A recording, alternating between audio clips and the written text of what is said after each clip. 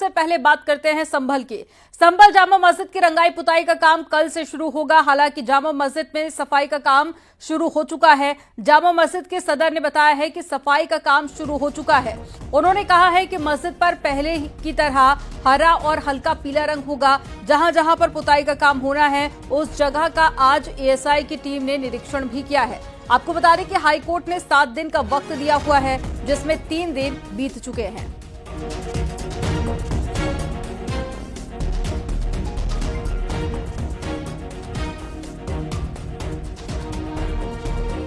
पुताई होगी। अब तो आज अभी सफाई सुथराई करेंगे इसकी पुश्ते की।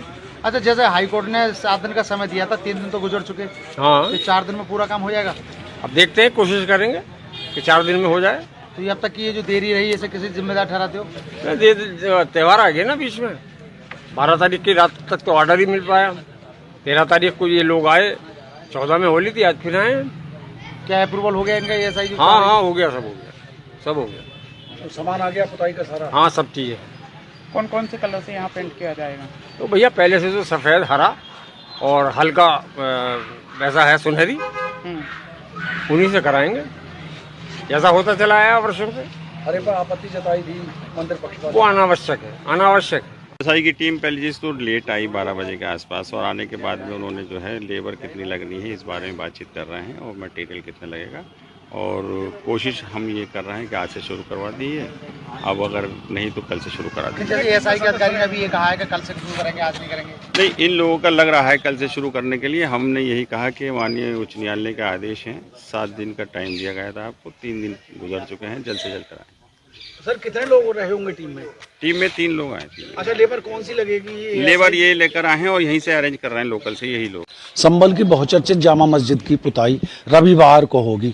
12 मार्च को हाई कोर्ट ने जामा मस्जिद की पुताई का आदेश दिया था, जिसके बाद एएसआई की टीम संभल पहुंची थी, जहां पर टीम ने मेजरमेंट किया है, वहां पर ही जायजा लिया है कुल कितने पोर्शन में पुताई होनी है। दरअसल में हाई कोर्ट ने मस्जिद की सजावट का आदेश दिया है और बाहरी पोर्शन की पुताई का आदेश दिया है। इसके बाद में एक दिन होली का पड़ा है। बाद में आज एएसआई के पेंटर और एएसआई के अधिकारी जामा मस्जिद पहुंचे हैं, जहां पर अधिकारियों ने करीब 2 घंटे जामा मस्जिद में इस बात का जायजा लिया है कि पुताई में कुल कितना पेंट लगेगा और कितनी लेबर लगेगी।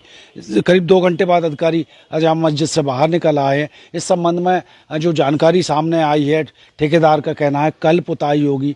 वहीं पेंटर भी यही बता रहे हैं कि पुताई कल होगी, और जामा मस्जिद कमेटी के सचिव और सदर ने भी कल पुताई होने की बात कही है। ताकि हाई कोर्ट ने 7 दिन के अंदर पुताई का आदेश दिया था, इसमें से 3 दिन अब बीत चुके हैं। 4 दिन में ये पुताई होनी है, तो रविवार को ये पुताई शुरू हो सकती है। सुनील कुमार, न्यूज़ 18 संभल। कल से संभल की जामा मस्जिद में पुताई का काम शुरू होने वाला है, लेकिन इससे पहले हरे और भगवा रंग को लेकर नई बहस शुरू हो गई है। संतों में ये बहस छिड़ गई है और ऐसे में संतों की तरफ से कहा जा रहा है कि अगर हरे रंग से पुताई की गई तो फिर भगवा रंग भी होना चाहिए, नहीं तो केवल सफेद रंग से मस्जिद की पुताई की जाए। क्योंकि ये बिल्डिंग सरकारी बिल्डिंग है, ना कि किसी एक व्यक्ति विशेष की। ये केवल मुस्लिम समाज की जो है ये बिल्डिंग नहीं है। हमारी मांग ये है सरकार से, माननीय न्यायालय से और यहाँ के प्रशासन से कि यहाँ पर जो रंगाई पुताई हो वो ना तो हिंदू के हिसाब से होनी चाहिए, अगर मुस्लिमों के हिसाब से होती है तो हिंदुओं के हिसाब से भी होनी चाहिए। अगर वो हरा रंग पोतने का प्रयास करेंगे तो हमारी मांग ये रहेगी कि उसमें भगवा पुताई हो, अन्यथा भगवा पुताई नहीं हो रही है तो उसमें हरे रंग की भी पुताई नहीं होनी चाहिए। हमारी मांग ये रहेगी माननीय न्यायालय के माध्यम से या उत्तर प्रदेश सरकार से, हमारी मांग ये रहेगी कि उससे जो है सफेद कलर किया जाए, ना ही वो हिंदू का कलर होगा, ना ही वह मुस्लिम का कलर होगा। उन लोगों ने न्यायालय में मामला चल रहा है, उन्होंने आश्वासन दिया है। आगे क्या स्टेप है आपका? आगे हमारा चल रहा है कानून कार्रवाई। किस तरह की? कोर्ट में चल रही है, वो कोर्ट ही बताएगा कैसे चल रही है। कोर्ट न्यायालय देता रहता है दिन रात कोई ना कोई आदेश। अभी कोर्ट ने आदेश दिया है कि वो उसकी पुताई होगी बाहर, तो उसके लिए हम लोग आए हैं कि नहीं होनी चाहिए पुताई। हमारे भी अधिकार है, वो सबका है, क्योंकि एसआई की बिल्डिंग है, पुरातत्व विभाग की बिल्डिंग है, इसलिए सबका अधिकार है, पूजा करने का अधिकार। कहाँ पर? हरिहर मंदिर में। डीएम एसपी संभल आए थे कोतवाली में, तो अब उनसे भी मिले हैं, क्या मांगे? हमारी यही मांग है कि मंदिर में हमें पूजा की अनुमति दी जाए। मामला तो न्यायालय में है। हाँ, तो न्यायालय में है तो न्यायालय से ही मांग कर रहे हैं, सबसे मांग कर रहे हैं हम। तो अब आपने डीएम साहब से, कप्तान साहब से मुलाकात की है, हाँ। उनसे आपने बात रखी, उन लोगों ने क्या आश्वासन दिया? उन लोगों ने न्यायालय में मामला चल रहा है, उन्होंने आश्वासन दिया है। आगे क्या स्टेप है आपका? आगे हमारा चल रहा है कानून कार्रवाई। किस तरह की? कोर्ट में चल रही है, वो कोर्ट ही बताएगा कैसे चल रही है। कोर्ट न्यायालय देता रहता है दिन रात कोई ना कोई आदेश। काशीराम की जयंती पर दलित नेता स्वामी प्रसाद मौर्य ने बड़ा बयान दिया। उन्होंने कहा कि औरंगजेब खराब शासक हो सकता है, लेकिन नाथूराम गोडसे से बेहतर था। आज भाजपा के नेता इस देश में नफरत का बीज बो रहे हैं, जिसके नाते हिंसा दर हिंसा की घटनाएं लगातार बढ़ रही हैं। और जो लोग ये कहते हैं कि औरंगजेब बहुत ही हिंसक थे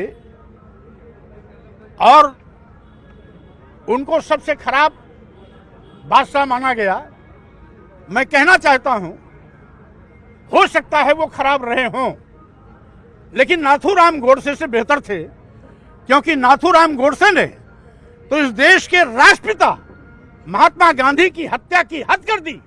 हम समझते हैं जो लोग दूसरों पर उंगली उठाते हैं उनको पहले अपने दामन पर झांक कर देखना चाहिए। यूपी बीजेपी कल यानी कि रविवार को अपने नए जिलाध्यक्षों की घोषणा करेगी। जिला मुख्यालयों पर निर्वाचन अधिकारियों और जिले के वरिष्ठ नेताओं की मौजूदगी में दोपहर 2 बजे नामों की घोषणा होनी है।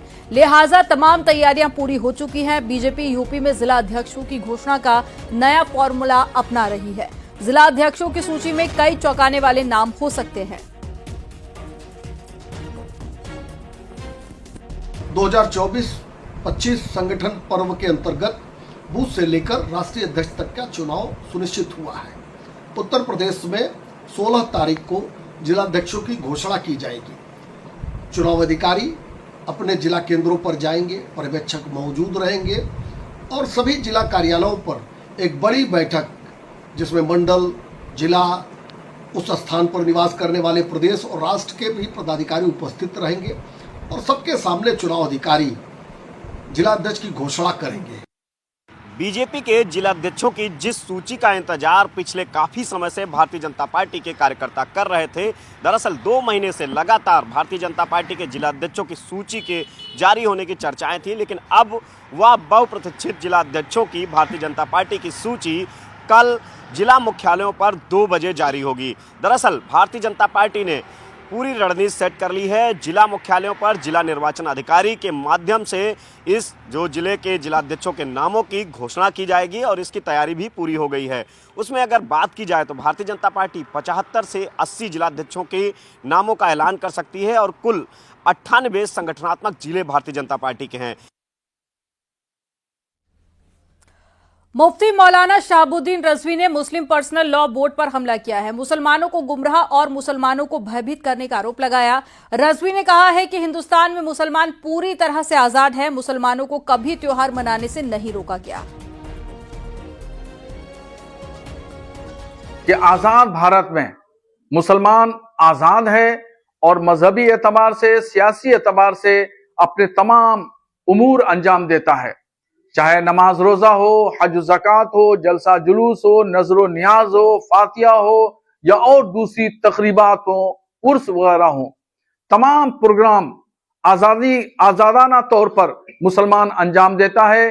कभी कोई हुकूमत का अहलकार न रोकता है, न टोकता है, न इसके अलावा और भी कोई शख्स न रोकने के लिए आता है, न पाबंदी की बात करता है।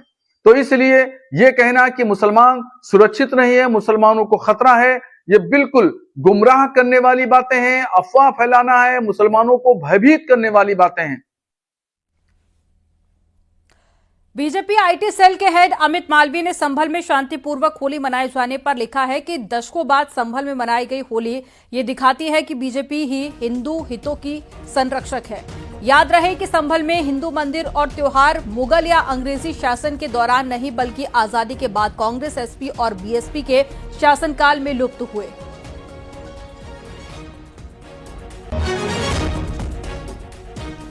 तो विपक्षी दलों ने बीजेपी पर पलटवार किया है। कांग्रेस और समाजवादी पार्टी ने बीजेपी पर ध्रुवीकरण की राजनीति करने का आरोप लगाया है। सदियों से संभल के साथ साथ पूरे देश में हमेशा होली मनाने की परंपरा रही है और हमेशा लोग मनाते रहे। ये आज कोई नई होली नहीं मनाई जा रही है, लेकिन बीजेपी की तुच्छ मानसिकता कि हमेशा उसने त्योहारों पर हिंदू और मुसलमान भाइयों को आपस में बांटने का प्रयास किया है, जो कि आज बीजेपी अपने इरादे में नाकाम रही है। हमारे देश में सारे देशवासियों ने धूमधाम से होली भी मनाया और जुमे की नमाज भी पढ़ी। जनता पार्टी हमेशा ही ध्रुवीकरण की सियासत को बढ़ावा देती है और कराती हुई नजर आती है। मैं कहना चाहता हूं कि आप लोग नफरत क्यों फैलाना चाहते हैं, सबसे बड़ी बात तो यही है। लेकिन आप लोग कितनी भी नफरत फैला लीजिए, हमारे देश में सभी धर्म के लोग, सभी मजहब के लोग आपसी भाईचारे सौहार्दपूर्ण रह करके सारे पर्व मनाते हैं। भारतीय जनता पार्टी ने और उनके नेताओं ने तमाम बार इस तरह के नफरती बयान दिए जिससे पोलराइजेशन हो सके।